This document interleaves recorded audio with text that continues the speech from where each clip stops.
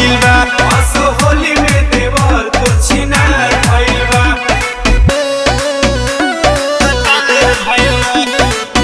Music by Aman Rock.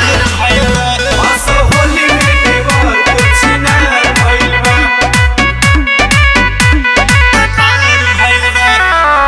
खले न दीही उ कमी भातार के किनके ले आई उ चोली बाजार से। खले न दीही उ कमी भातार के किनके ले आई उ चोली बाजार से। नहीं दिल लगल बा नहीं प्यार भइल बा। असो होलिया में देवर भातार भइल बा। असो होली में देवर तो छिनार भइल बा। असो होली में देवर तो छिनार भइल बा।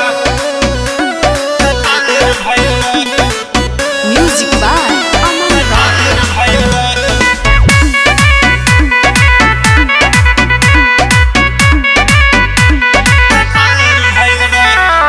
हम बानी राजी मुकेश बाणे राजी बिना सलेंदर के पुआ होई काजी।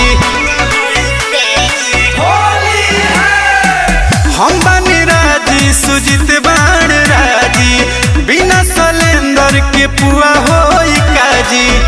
ई तो हमारा ला शुभ समाचार भइल बा। असो होलिया में देवर भतार भइल बा।